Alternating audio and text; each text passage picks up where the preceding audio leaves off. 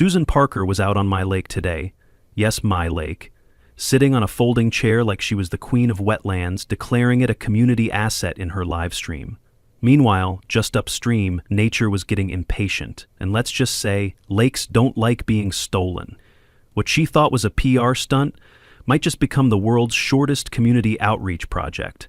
Ever seen someone try to gentrify a body of water? You're about to. Drop a comment below. Have HOA folks ever tried claiming your stuff too? I read every reply, especially the spicy ones. This story's about to go somewhere wet, wild, and legally questionable. I was fixing the shoreline around my 12-acre lake when I spotted 3 people I'd never seen before casting fishing lines into my water. The audacity hit me like a slap in the face. This wasn't some public fishing spot. This was private property that I'd bought from an elderly family 5 years ago, complete with all the water rights and responsibilities that came with it. But there they were, bold as brass, setting up like they owned the place. Susan Parker, our HOA president, sat right in the middle on her portable chair, phone in hand, live streaming to whoever would listen about Pine Valley's newly opened community lake. The 2 HOA board members with her were already knee-deep in the water, acting like this was the most natural thing in the world. I took a deep breath and walked over, trying to keep my voice level and reasonable. "Excuse me, but this is private property. You're going to need to pack up and leave." Susan looked up at me with that patronizing smile that every HOA president seems to perfect in training. "Oh, Jason Stevens, right. Don't worry, we've done our research. The law is very clear about community water usage rights." She pulled out a folded paper from her bag with all the confidence of someone who thinks they've found a legal loophole. "This lake falls under shared community access according to our legal analysis." I couldn't help but stare at this woman who was so confidently wrong about something so basic as property ownership. Bill Watson, my neighbor of several years and normally a reasonable guy, looked uncomfortable but still stood by Susan's side. You could see the conflict in his eyes. He knew this felt wrong, but he wasn't ready to challenge the HOA president publicly. The 3rd board member was already setting up a small sign that read, "Community Fishing Area," like they were claiming territory for some colonial expedition. I pulled out my phone and started recording the whole scene, because something told me I was going to need evidence of this later. "Do you have any paperwork showing you own this land?" I asked, keeping my tone as neutral as possible. Susan's smile got even wider, which somehow made it more annoying. "Jason, we don't need to own the land to use the water. That's not how water rights work in this state." The whole situation felt surreal, like I was living in some alternate reality where people could just walk onto your property and declare it public space. I thought about my conversation with the previous owner, an old rancher who taught me everything about managing the land and water systems. He'd always said, "Jason, smart people never show their hand in the first round." Now, I understood what he meant. These people thought they were dealing with some simple property owner who didn't understand the law. They had no idea what kind of mistake they were making. Looking at Susan's satisfied expression as she continued her video, talking about community development and shared resources, I knew this was just the beginning of something much bigger. "Mrs. Parker, I'm going to ask you one more time to leave my property," I said, putting my phone away after getting plenty of footage.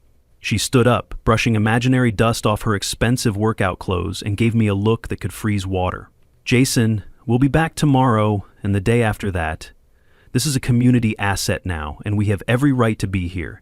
If you have a problem with that, I suggest you take it up with our legal team." The casual threat in her voice told me everything I needed to know about how this woman operated. She wasn't just some overzealous HOA president. She was someone who used intimidation and legal threats to get what she wanted.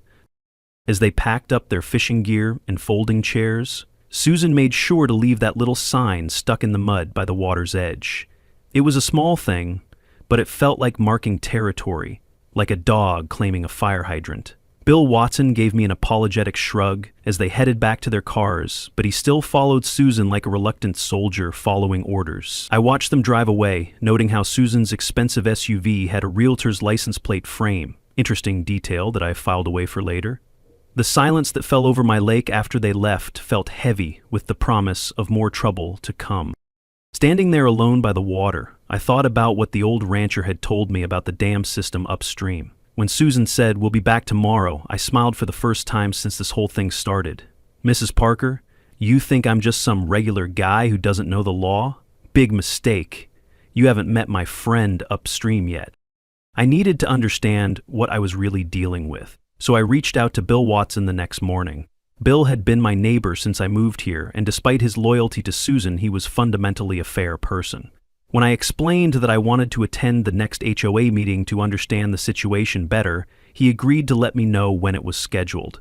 The meeting was set for Thursday evening at the community center, and Bill said I was welcome to observe as a concerned resident. What I discovered that night changed everything I thought I knew about this conflict. The community center was packed with about 30 residents, but all eyes were on the front table, where Susan had set up what looked like a professional presentation. Susan presented a miniature resort fantasy with cabins, a spa, and a private marina, all built around my lake, now labeled Lake Parker. It was obvious this wasn't a spontaneous move. Susan had been plotting this for a long time. Susan stood up in her power suit, every inch the successful businesswoman, and addressed the room with the kind of smooth confidence that comes from practice. Ladies and gentlemen, what we're proposing here will benefit every single one of us. This development will increase all our property values by at least 20 to 30%. She gestured to her model, like a game show host revealing the grand prize. We're not just talking about a lake, we're talking about creating a destination that will put Pine Valley on the map as a premier residential community. The room buzzed with excited murmurs, and I could see dollar signs lighting up in people's eyes. That's when the first red flag went up for me. How exactly was Susan planning to finance this resort development if she didn't actually own the lake? Bill Watson raised his hand from the middle of the room, his teacher instincts kicking in with a logical question. Susan, this all sounds wonderful, but what about Jason Stevens? He has the deed to that property.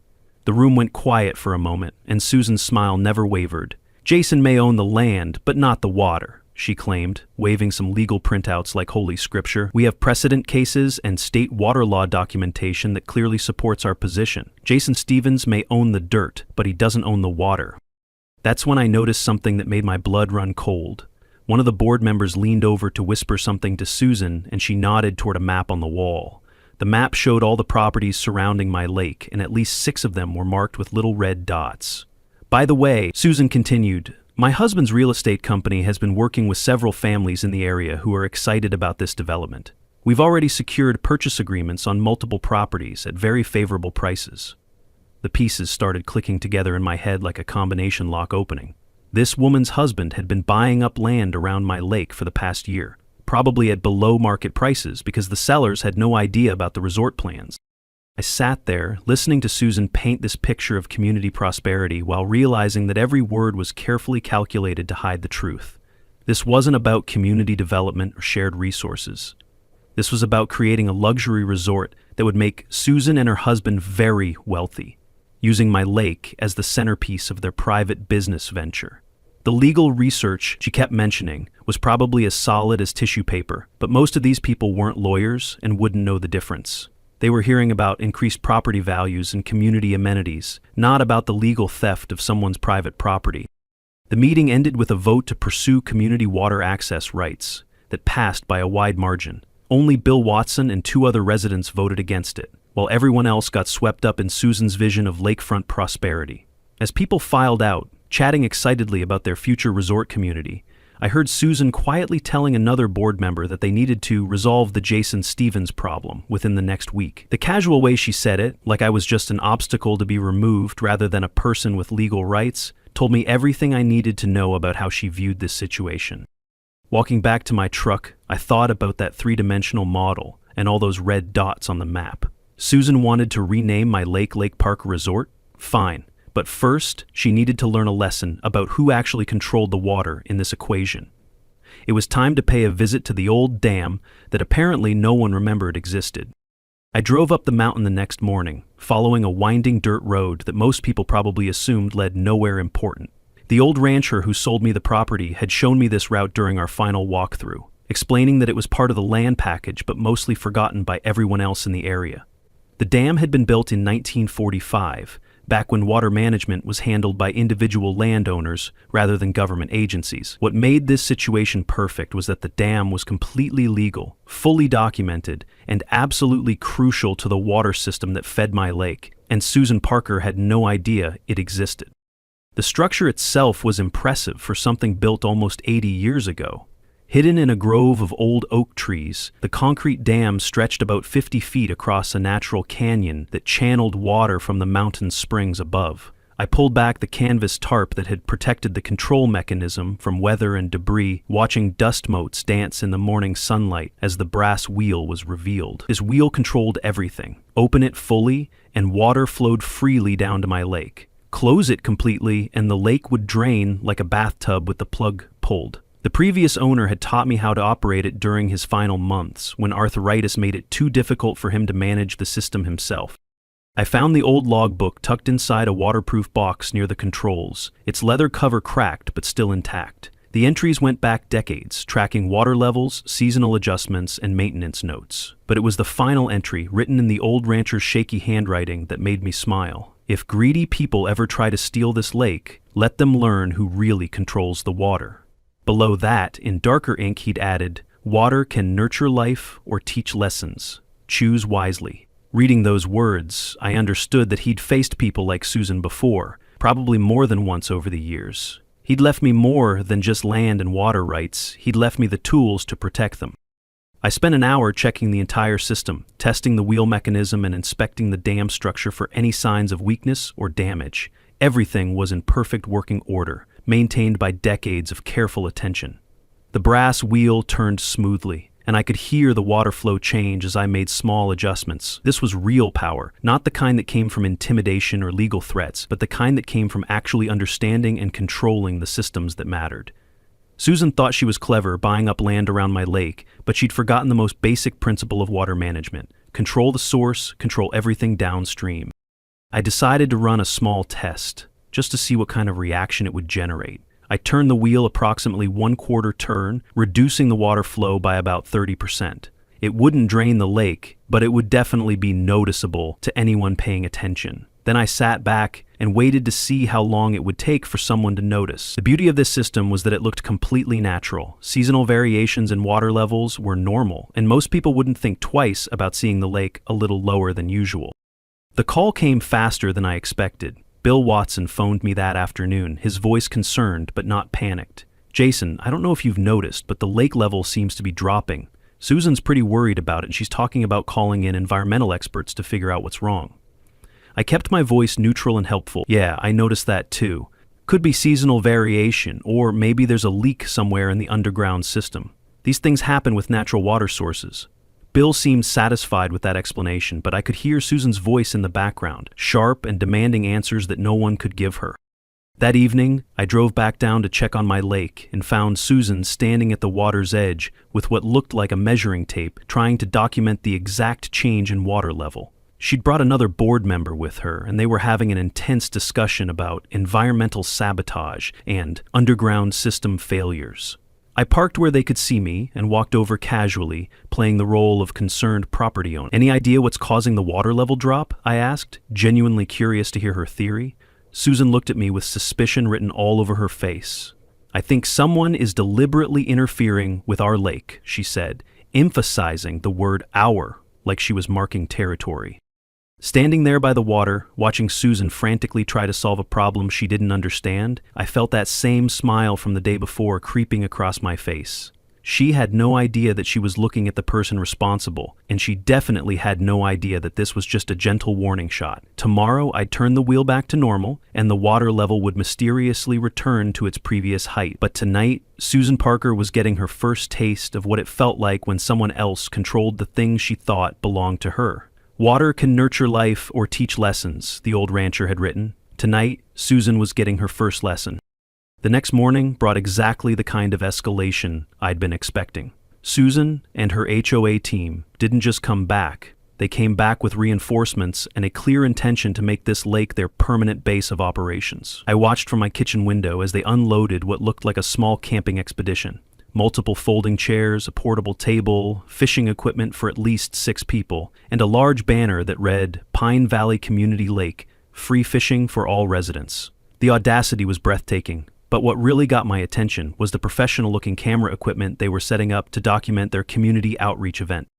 Susan had dressed for the occasion in what I can only describe as outdoor executive. Expensive hiking boots that had probably never seen actual dirt, designer outdoor clothing, and enough accessories to stock a sporting goods store. She positioned herself prominently in front of the camera while one of the board members filmed her giving what sounded like a prepared speech about community rights and shared natural resources. The whole production had the feeling of a political campaign event, complete with talking points about property values and neighborhood improvement. But then the wind picked up, and Mother Nature decided to add her own commentary to Susan's performance. The large banner they'd strung between two temporary poles caught the wind like a sail, snapping loose from its moorings and sailing directly into the lake with a satisfying splash. Susan's carefully composed expression cracked as she watched her professional signage floating away like a paper airplane. The best part was watching her face when she realized she'd have to wade into the water to retrieve it. You could see the exact moment when her fear of getting wet battled with her need to maintain control, and fear lost. She stepped into the lake, wearing those expensive boots, her designer pants getting soaked as she struggled to grab the waterlogged banner while trying to maintain her dignity on camera. That's when I decided it was time for the second phase of my response. I'd been recording their entire setup process from my property, and now I had footage of Susan essentially admitting on camera that she was claiming ownership of my lake. But instead of confronting them directly, I had a better idea. I went to my truck, pulled out a portable speaker, and loaded up the audio from their HOA meeting where Susan had outlined her real resort development plans. Then I walked down to the shoreline and set up my own little broadcast. "Ladies and gentlemen," I announced, my voice carrying clearly across the water, "I thought you might be interested in hearing about the true purpose of this community fishing event." I hit play on the recording, and Susan's own voice filled the air, talking about Lake Parker Resort and the very favorable prices her husband had negotiated for surrounding properties. You could see the color drain from her face as she realized that her private planning sessions hadn't been as private as she'd thought. The board members with her looked confused and embarrassed, clearly hearing details about the financial arrangements for the first time. Bill Watson, who'd been setting up his own fishing chair, stopped what he was doing and walked over to Susan with a look I'd never seen on his face before. "Susan? What's this about your husband buying properties? And what resort?" His voice had the sharp edge of a teacher who'd just caught a student cheating on a test. Susan tried to laugh it off, claiming the recording was taken out of context and not what it sounds like. But the damage was done. Two of the other board members started packing up their equipment, clearly uncomfortable with being part of whatever scheme they'd just learned about. That's when Susan made her biggest mistake of the day. Instead of retreating and regrouping, she doubled down on her position. "I don't care what Jason Stevens thinks he heard. This is community property now, and we have every legal right to be here." She pointed at me with the kind of dramatic gesture you see in courtroom movies. "If he has a problem with that, he can take it up with our lawyers." The threat hung in the air like smoke, and I could see that she genuinely believed her legal research would protect her from any consequences. She had no idea that her whole strategy was built on a foundation as solid as quicksand. I turned off my speaker and walked closer to the group, keeping my voice calm and reasonable. "Mrs. Parker, I think there's been a misunderstanding about how water rights work in this state. But don't worry, I'm planning to give you a very clear demonstration of exactly who controls the water around here." The smile on my face must have looked different than my usual expression, because several people took a step back. Susan, however, stepped forward, her chin raised in defiance. "Jason Stevens, I know you're doing something to manipulate our lake, and I'm going to prove it." The possessive way she said "our lake" told me everything I needed to know about how far this woman was willing to go. As they finally packed up and left, Susan made sure to plant another sign, this one reading, "Community Water Access Authorized by Pine Valley HOA." She hammered it into the ground like she was claiming territory for the queen, all while glaring at me with pure hatred. But what she didn't know was that I'd spent the morning making some adjustments to my Upstream friend. Tomorrow, Susan Parker was going to learn the difference between thinking you control something and actually controlling it. And I wasn't going to be gentle about the lesson. Susan's emergency HOA meeting was scheduled for 7 p.m. that Thursday, but by 6:30, the community center parking lot was already full. Word had gotten around about the lake crisis, and it seemed like every resident of Pine Valley wanted to hear what their HOA president had to say about the mysterious environmental problems affecting their community water source. I arrived early and took a seat in the back, curious to see how Susan would spin a situation she couldn't begin to understand. She'd brought in what she called an environmental specialist, though the guy looked more like her husband's golf buddy than any kind of scientific expert. Susan stood beside a PowerPoint titled Environmental Sabotage, pointing to colorful graphs that meant absolutely nothing to anyone but her. Ladies and gentlemen, what we're dealing with here is not natural variation. This is a coordinated attack on our community's most valuable asset. She clicked through slides showing photos of the lake at different water levels, as if the visual evidence would somehow prove her sabotage theory. The environmental specialist nodded along with everything she said, occasionally adding technical-sounding phrases that meant absolutely nothing. That's when Bill Watson stood up from his seat in the middle of the room, and I could tell from his posture that he'd reached his breaking point. Susan, before we go any further with these accusations, I think we need to see the actual legal documentation for this community water access you keep talking about. His voice had the authority of someone who'd spent 30 years managing unruly teenagers, and the room fell silent. I've been asking for weeks to see these papers, and all you've shown us is some informal research summary. Where are the actual legal documents that give the HOA authority over Jason Stevens' property? Susan's confident expression flickered for just a moment, like a mask slipping, before she regained her composure. Bill, I understand your concerns, but we can't get bogged down in paperwork when we're dealing with environmental terrorism. The phrase environmental terrorism was so over the top that several people in the room actually laughed out loud. But Bill wasn't backing down.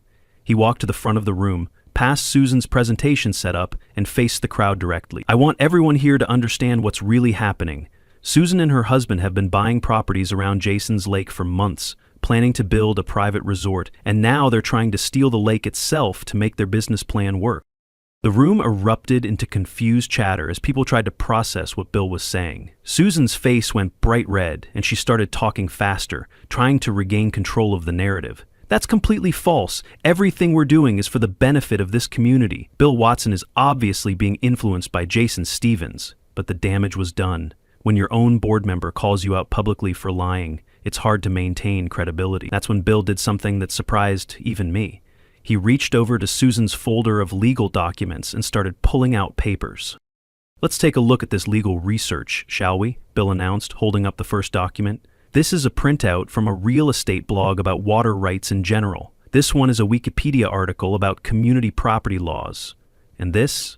He held up a sheet that looked official until you read it carefully. This is a template for water usage agreements that hasn't even been filled out. One by one, he went through Susan's entire folder, revealing that her extensive legal research was nothing more than internet searches and blank forms downloaded from legal websites. The final blow came when Bill found what looked like the only real document in the pile, a letter from a law firm. Actually, this is interesting, Bill said, adjusting his reading glasses. This is a letter from Henderson, Walsh and Associates explaining that they cannot take Susan's case because, he paused for dramatic effect, because Jason Stevens has clear and undisputable ownership of both the land and all associated water rights, and any attempt to claim community access would constitute trespassing and theft. The silence in the room was deafening. You could literally hear the air conditioning system humming while people processed what they'd just learned. Susan completely lost it at that point. Bill Watson, you are out of line. I am the president of this HOA, and I will not be undermined by someone who's obviously been compromised. She was practically screaming now, her professional facade completely shattered. We are taking that lake, and there's nothing Jason Stevens can do to stop us. I'll sue him into bankruptcy if I have to. The mask had finally come off, and everyone in the room could see Susan Parker for what she really was. Not a community leader fighting for shared resources, but a greedy opportunist willing to lie and steal to get what she wanted. I stood up from my seat in the back, and the room turned to look at me. Mrs. Parker, if you want to see what real control over water resources looks like, you're welcome to bring your investors to the lake this Saturday for your big presentation. I guarantee they'll get a very clear understanding of exactly who controls the water around here. The threat was subtle enough that she couldn't claim I was planning anything illegal, but clear enough that she understood I wasn't backing down. Susan pointed at me with a shaking finger and shouted, "Saturday it is! I'll prove to everyone that you're a fraud and a saboteur!" And with that declaration of war, she stormed out of the community center, leaving behind a room full of very confused and very concerned residents. Bill Watson looked at me across the room and gave me a small nod of support. Whatever happened on Saturday, I wouldn't be facing it alone. But more importantly, Susan had just publicly committed to bringing investors to witness what she thought would be her moment of triumph. Susan had built her empire on fog and hoped no one noticed. Saturday was going to be the day she learned the hardest lesson of her life about the difference between wanting something and actually being able to take it. Saturday morning dawned clear and beautiful, perfect weather for what Susan had branded as Pine Valley Investment Day. I watched from my kitchen window as trucks began arriving at the lake around 8 a.m., bringing everything needed for a full-scale production. Susan had hired a DJ, erected a large tent, and even brought in a fleet of colorful kayaks for potential investors to experience the pristine beauty of Lake Parker Resort. The entire setup looked like a cross between a real estate open house and a summer festival, complete with catered refreshments and professional signage that must have cost thousands of dollars. Susan herself was dressed like she was hosting a corporate retreat, complete with a wireless microphone headset that made her look like a fitness instructor preparing for an aerobics class. She tested the sound system with the kind of enthusiasm that comes from absolute confidence in victory. "Good morning, everyone. Welcome to the future of luxury living in Pine Valley." Her voice echoed across the water as early arriving investors parked their expensive cars and gathered around the presentation area. These weren't local residents. These were serious people with serious money, the kind of investors who could turn Susan's resort dreams into reality if they liked what they saw. By 10 a.m., the presentation was in full swing, and I had to admit that Susan had put together an impressive show. Her pitch was the same dream she'd rehearsed: luxury, lifestyle, and lies, all built on stolen water. Ladies and gentlemen, what you're looking at is not just a real estate opportunity. This is a lifestyle investment that will pay dividends for generations, Susan announced, gesturing toward the sparkling lake like a game show host revealing the grand prize. The investors nodded appreciatively as they sipped champagne and examined the professional marketing materials. That's when Susan made the announcement I'd been waiting for. "And now, I invite you to experience firsthand the crown jewel of our development, the pristine waters of Lake Parker." She gestured toward the fleet of kayaks, while assistants helped investors into life jackets and safety gear. About 15 people took her up on the offer, climbing into the colorful boats with the excitement of people who thought they were about to close a major deal. Susan stood at the water's edge, her wireless microphone crackling with static as she continued her sales pitch. "As you can see, the water is crystal clear and perfect for all types of recreational activities." I was watching this entire spectacle unfold from behind a tree line about 50 yards away, my phone in my hand with a simple app open. One tap on the screen would send a signal to the remote control system I'd installed at the dam earlier that week. The old manual wheel was still there for backup, but modern technology had given me the ability to control my water system from anywhere on the property. While Susan continued her presentation, I opened the remote control app. A simple tap. I had programmed it earlier to release just enough flow, not to flood the lake, but to give our guests a more immersive experience than they signed up for. 30 seconds later, the first surge hit the shoreline like a low wave. Not dangerous, but definitely disruptive. The effect wasn't immediate, which made it even more dramatic. The investors had been paddling around for about 10 minutes, taking photos and video of the beautiful scenery, when the kayaks began to rock. A banner snapped free and floated past a group of investors. The DJ's setup sparked out with a loud pop. Someone screamed. Champagne glasses tipped. Phones got soaked. Susan turned, eyes wide, mic still on. "What is happening?" Within minutes, what had been a leisurely paddle around a beautiful lake turned into a comedy of errors as 15 expensive kayaks found themselves in increasingly choppy water that was rapidly becoming a muddy marsh. The sound of plastic hulls grinding against rocks and exposed lake bed was like fingernails on a chalkboard, punctuated by increasingly frantic voices calling out for help. Susan's professional composure cracked like an eggshell as she watched her carefully orchestrated presentation turn into a disaster movie. "This is impossible. The water level was fine this morning." She was running back and forth along the shoreline, her wireless microphone broadcasting her panic to everyone within a quarter mile. She stumbled backward, slipped on the mud, and landed hard, right in front of her guests. Her perfectly staged resort demo had just turned into a wetland obstacle course. One investor, a distinguished gentleman in an expensive suit who was now standing knee-deep in mud while trying to extract his kayak, called out loudly enough for everyone to hear, "Is this what you call a luxury resort? Because this looks more like a swamp to me." The laughter from the other stranded investors had a sharp edge that promised this story would be told in boardrooms and country clubs for years to come. The chaos was spreading beyond just the kayaks. The DJ had cut the music when his speaker cables fell into the receding water, leaving an eerie silence broken only by shouts and splashing. A well-dressed woman in designer heels stood ankle-deep in mud, holding one expensive shoe in her hand. She told us this was a premium resort development. I just lost an $800 shoe in this swamp. What kind of resort needs rescue boats? Children who'd come with their investor parents were crying as they watched their parents stuck in the muck, and someone's phone was still live streaming the whole disaster to hundreds of viewers online. The professional videographer Susan had hired kept filming, probably because he was getting paid either way, and this was turning into the kind of content that goes viral for all the wrong reasons. That's when I decided to make my entrance. I figured now was a good time to make an appearance. After all, it was technically my water returning to my lake. I walked out from the tree line wearing a simple t-shirt and jeans, carrying a small video camera, and sporting the kind of calm smile that comes from being completely in control of the situation. "Mrs. Parker, is there some kind of problem here?" I called out, my voice carrying clearly across the chaos. Susan spun around to face me, her face a mask of pure rage and humiliation. "Jason Stevens, you did this. You sabotaged our presentation." The accusation hung in the air while muddy investors climbed out of their useless kayaks and demanded explanations for what they'd just experienced. I walked closer to the group, making sure my camera was recording everything. "Susan, I didn't sabotage anything. I simply exercised my legal right to control the water flow from my privately owned dam upstream." I gestured toward the mountains behind us. "You see, while you were busy planning your illegal resort on my property, you forgot to check whether I actually had the means to control the water you were planning to steal." The investors began looking back and forth between Susan and me like spectators at a tennis match, starting to understand that they'd been brought here under false pretenses.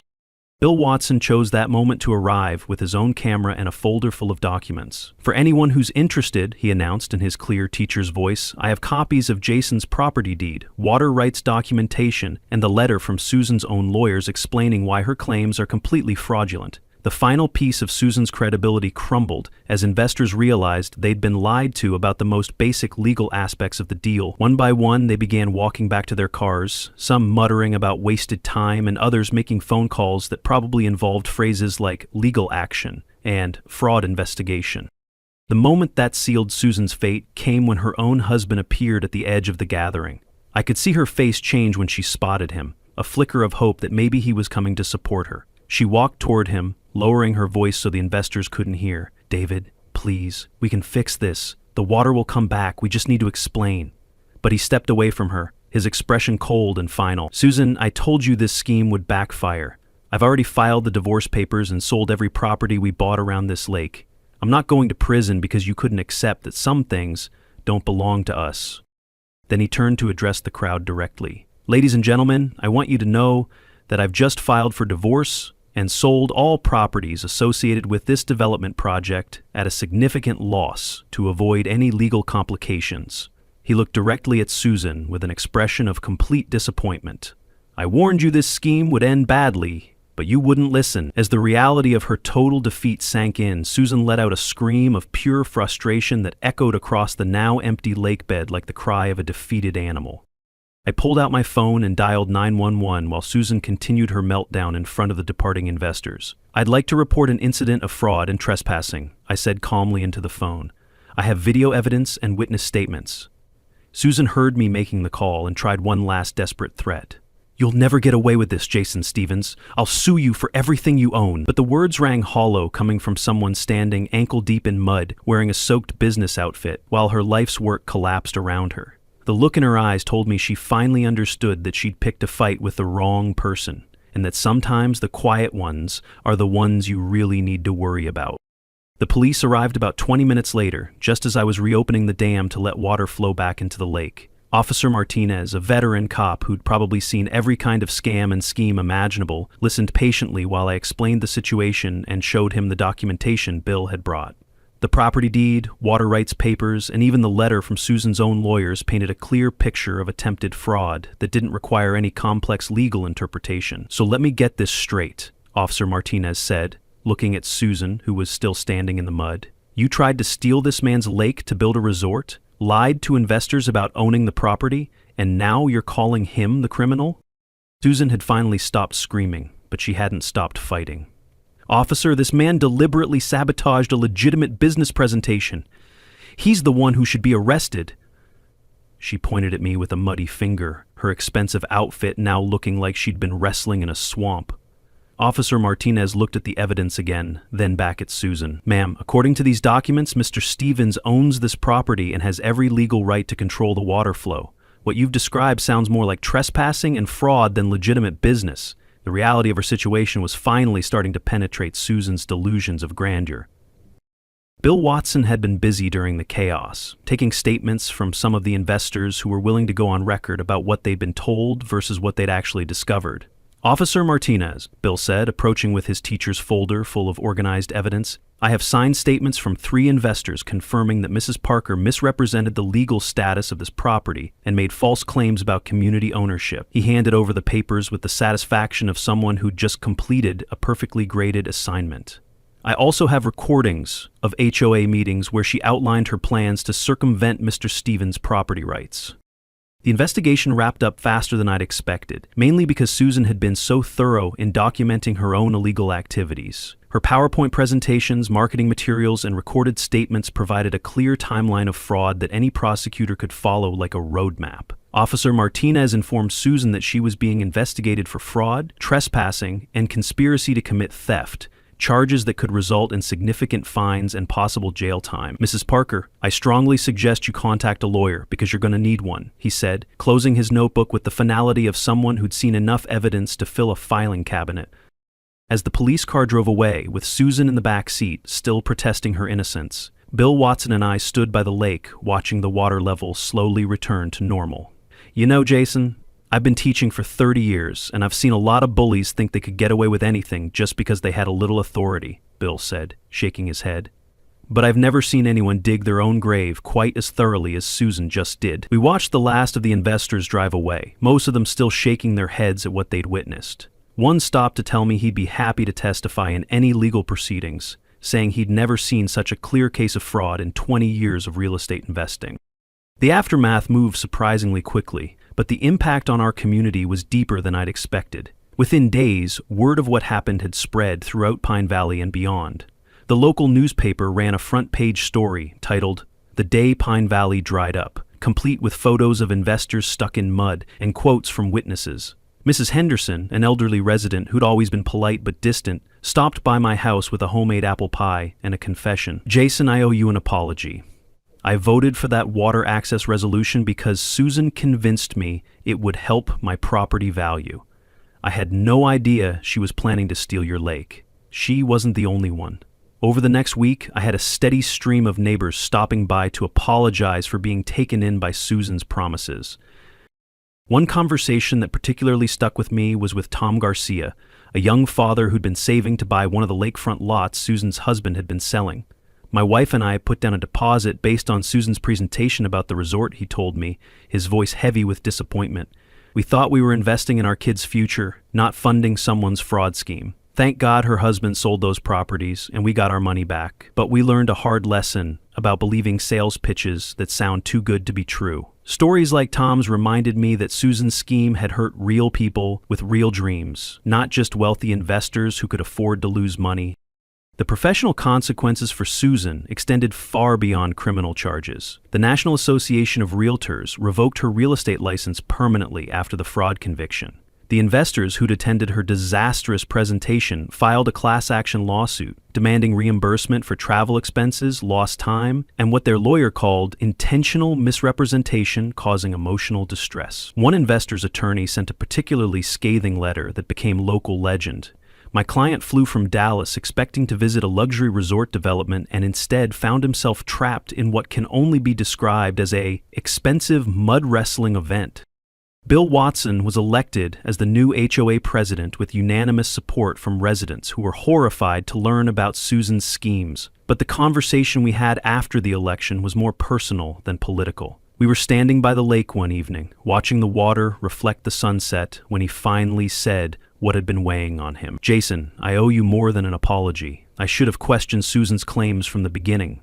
I'm a teacher. I'm supposed to recognize when someone's homework doesn't add up." He picked up a smooth stone and skipped it across the water. "I let my trust in authority override my common sense, and that could have cost you everything you worked for. I won't make that mistake again." Bill's first official act as HOA president was to pass a resolution protecting individual property rights and establishing clear procedures for any future community development proposals. No more backroom deals and secret schemes, he announced at the first meeting under his leadership. Everything this HOA does will be transparent, legal, and respectful of everyone's rights. The contrast with Susan's secretive, autocratic style couldn't have been clearer. Under Bill's leadership, the HOA became what it was supposed to be, a way for neighbors to work together on common problems, not a tool for one person's get-rich-quick schemes. As for Susan herself, she disappeared from Pine Valley entirely after her fraud conviction resulted in substantial fines, community service, and a permanent criminal record.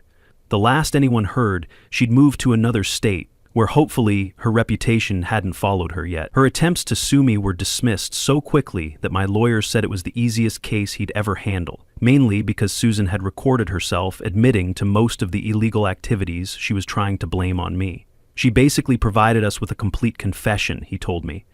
I've never seen a plaintiff destroy their own case so thoroughly.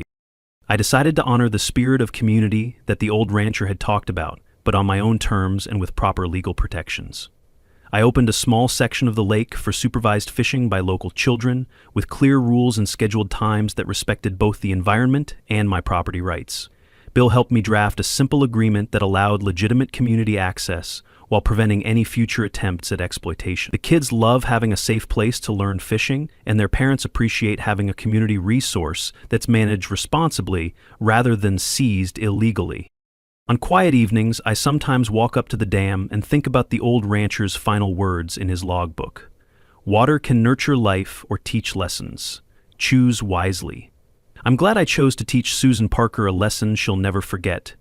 But I'm even happier that the water is now nurturing something positive for the community. My daughter visits every other weekend, and she's learning to fish, in the same lake where her father learned that sometimes you have to stand up to bullies, even when they hide behind official titles and legal threats.